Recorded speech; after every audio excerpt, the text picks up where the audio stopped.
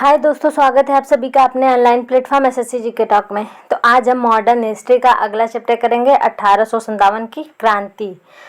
तो 1857 की क्रांति के पहले क्या हुए थे, कुछ रीजनल रिवॉल्ट हुए थे, यानी कि विद्रोह हुए थे।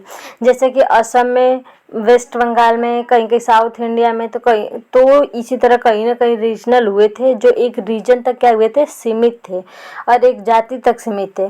तो वो हम पहले देखेंगे, फिर उसके बाद हम लोग देखेंगे 1857 की क्रांति। ठीक है। तो सबसे पहले ये क्रांति मतलब कि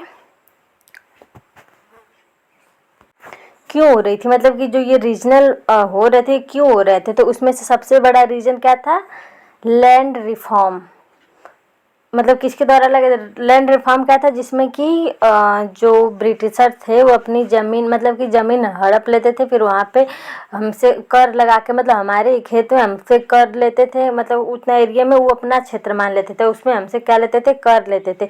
उसको हटाने के लिए क्या लाया गया था, छोटे छोटे रिफॉर्म किए गए थे रीजन में, कहीं कहीं थे, मतलब कि कहीं असम में, तो कहीं पश्चिम बंगाल में, तो कहीं आंध्र प्रदेश में, ऐसे करके क्या किए गए थे, रीजनल रिफॉर्म लाए गए थे। ठीक है। तो सबसे पहले ये मतलब किसको हटाने के लिए लाया गया था, देखिए सबसे पहले यहाँ पे था अस्थाई बंदोबस्त। ये किसके द्वारा लाया गया था, 1793 में जो कार्नवालिस था उसके द्वारा लाया गया था। तो इसमें क्या था, जमींदारी, इसको क्या किया गया था, जो अस्थाई बंदोबस्त था इसे जमींदारी प्रथा के नाम से जाना जाता था। और ये कहाँ कहाँ पे था, तो ये बंगाल में था, यूपी में था और एमपी में था। ठीक।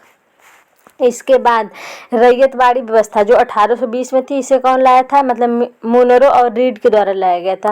और ये दक्षिण भारत में रैयतवाड़ी के नाम से जानी जाती है। और किसके लिए थी, तो ये किसानों के लिए थी। ये क्या करते थे ब्रिटिशर्स की, हम लोग की ज़मीन, हम लोग की ज़मीन पे हमसे क्या लेते थे, टैक्स लेते थे। इसके बाद एक और था, किसको, मालवाड़ी व्यवस्था, जो होल्ट मैकेंजी के द्वारा कहाँ लाया गया था, बंगाल में, विलियम बेंटिंग के द्वारा पंजाब में। इसके बाद ग्राम प्रधान के लिए लाया गया था। जो मालवाड़ी था, ये ग्राम प्रधान अपने, मतलब कि जितने एरिया के प्रधान रहते थे उतने एरिया के कर इकट्ठा करके किसको देते थे, ब्रिटिशर्स को देते थे। जैसे किसको, होल्ट मैकेंजी को, विलियम बेंटिंग को, इनको देते थे। तो इन सबको किसको किसको, अस्थाई बंदोबस्त को, रैयतवाड़ी व्यवस्था को, मालवाड़ी व्यवस्था को, इसको हटाने के लिए क्या लाए गए थे, रीजनल रिफॉर्म, यानी कि रिवोल्ट लाए गए थे। सबसे पहले कहाँ पे हुआ था, तो सबसे पहले हुआ था सन्यासी विद्रोह। किसमें, तो ये 1764 ईस्वी में बिहार और बंगाल में लाया गया था। तो किसके द्वारा, तो ये मंजू शाह, भवानी पाठक और देवी चौधरानी। देवी चौधरानी बहुत इंपॉर्टेंट है, आपके एग्जाम में आया था। ठीक है। तो सबसे पहले कौन लाया गया था, सन्यासी विद्रोह, जो 1764 में आया था। असम और बंगाल में कौन लाया था, मंजू शाह, भवानी पाठक और देवी चौधरानी लाई थी। ठीक। इसके बाद आया था आपका पाइका विद्रोह, जो 1817 में ओडिशा में लाया गया था। इसके नेता कौन कौन थे, मतलब कौन कौन इसको लीड कर रहे थे, तो ये बक्सी जगबंधु विद्याधर। ठीक। कौन था, पाइका।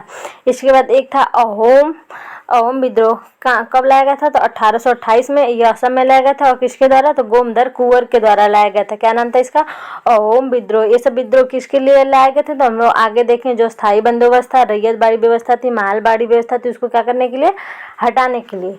इसके बाद आया आपका पागलपंथी, जो कब लाया गया था, 1825 में लाया गया था। किसके द्वारा, ये बंगाल में लाया गया था। ये करम शाह और टीपू सुल्तान के द्वारा लाया गया था। क्या नाम था इस विद्रोह का, तो इसका नाम था पागलपंथी। ठीक। क्या नाम था, तो ये नाम था पागलपंथी। इसके बाद एक है मोपला विद्रोह, जो 1836 में कहाँ वाले एरिया में लाया गया था, तो मालाबार वाले क्षेत्र में लाया गया था। इसके वहाँ के ट्राइब द्वारा लाया गया था ये। ठीक। इसके बाद एक आता है कोल विद्रोह, जो 1831 में नेता बुद्धो भगत के द्वारा लाया गया था। क्या नाम था इसका, तो कोल विद्रोह। इसके बाद एक आता है हो और मुंडा विद्रोह, जो 1899 में लाया गया था, रांची सिंह भूमि में। और किसके द्वारा, तो नेता बिरसा मुंडा के द्वारा लाया गया था। ये आप सभी को पता होगा। ठीक है। इसके बाद आता है संथाल विद्रोह किसके द्वारा लाया गया, तो ये राजमहल की पहाड़ियों में लाया गया था। कब लाया गया था, तो 1855 में। राजमहल की पहाड़ियाँ कहाँ हैं, कमेंट करके बताइएगा। सिद्धू और कान्हू के द्वारा लाए गए थे। क्या थे, वहाँ के अध्यक्ष थे, मतलब कि ये लीड कर रहे थे किसको, संथाल विद्रोह को, जो 1855 में क्या हुआ था, लाया गया था। ठीक है। इसके बाद ये लाया गया था इंडिगो विद्रोह, जो 1859 में लाया गया था।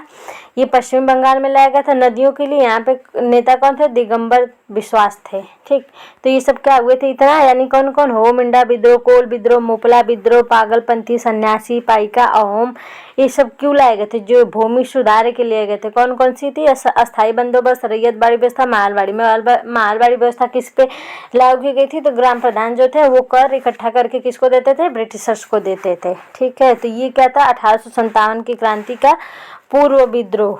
ठीक, अब हम देखते हैं मेन क्या, 1857 की क्रांति। ठीक, क्या देखेंगे, 1857 की क्रांति।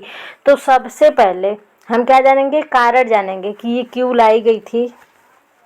ठीक, तो सबसे पहले इसका कारण था ब्रिटिश नीति, जो कि किसके द्वारा लाई गई थी, ये लाई गई थी सामान्य सेवा अधिनियम, किसके द्वारा लाई गई थी, कैनिन के द्वारा लाई गई थी। कैनिन के द्वारा लाई गई थी। तो भी कैनिन कौन था, तो कैनिन था उस समय का गवर्नर जनरल।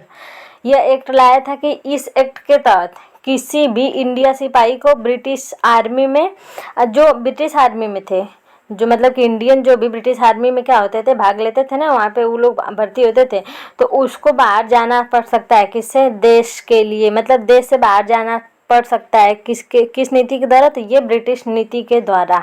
ठीक है, तो ये कौन लाया था, कैनिन। कैनिन कौन था, वाइसराय, गवर्नर जनरल था। ठीक, इसके बाद आती है आपकी हड़प नीति सिद्धांत। हड़प नीति कौन लाया था, डलहौजी के द्वारा लाया गया था। और कब लाया गया था, तो 1848 में लाया था। और हड़प नीति थी क्या, तो हड़प नीति थी कि अगर कोई राजा जो वहाँ का मतलब किसी क्षेत्र में राज कर रहा है और वो मर गया, तो उसकी कोई संतान नहीं है, तो वह वहाँ पे किसका रूल हो जाएगा, वहाँ पे ब्रिटिशर्स का रूल हो जाएगा। ये किसने लाया था, तो ये डलहौजी लाया था। कब, 1848 में। स्थान मतलब कहाँ कहाँ पे, सबसे पहले 1848 में सतारा में, फिर सेकंड 1849 में संबलपुर जैतपुर में, फिर इसके बाद तृतीय 1854 में कहाँ पे, झांसी में। ठीक है, अब देखते हैं हम तत्कालिक कारण। तत्कालिक कारण क्या है, पोर्क और बीफ का उपयोग करके चिकना, मतलब कि ये 1857 की क्रांति जन्म क्यों ली, मतलब कि किस काहे के लिए ना, तो यहाँ पे जो पोर्क और बीफ का उपयोग करके चिकना बनाया गया कारतूस किसका था, तो वो गाय की हड्डी का बनाया जा रहा था।